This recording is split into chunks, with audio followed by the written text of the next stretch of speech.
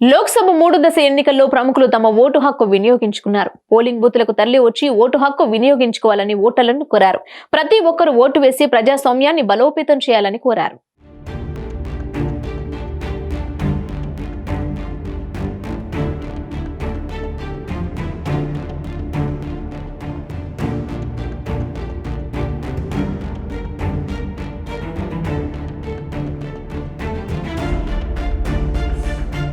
లోక్సభ 3 దశ ఎన్నికలు దేశంలో పలు ప్రాంతాల్లో జరుగుతున్నాయి.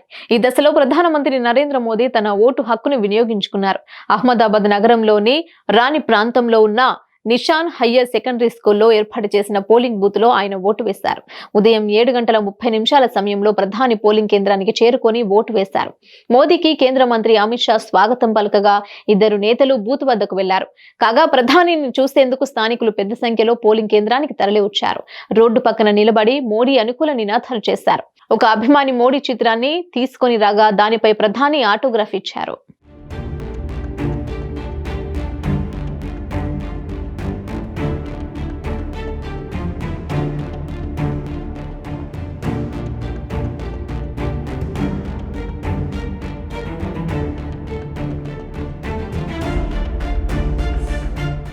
బూత్ వెలుపల పెద్ద సంఖ్యలో గుమికూడిన జనాలను ఉద్దేశిస్తూ ప్రధాని మాట్లాడారు.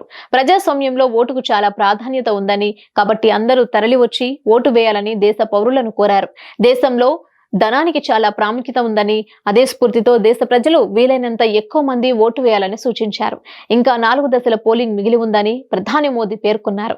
ప్రతి ఒక్కరూ ఓటు వేసి ప్రజాస్వామ్యాన్ని బలోపేతం చేయాలని కోరారు. మరోవైపు ఎన్నికలకు సంబంధించి నిర్విరామంగా కవరేజీ అందిస్తున్న మీడియా ప్రతినిధులను మోడీ మెచ్చుకున్నారు. ఆరోగ్యాన్ని జాగ్రత్తగా చూసుకోవాలంటూ నీరు బాగా తాగాలని ఆయన సూచించారు.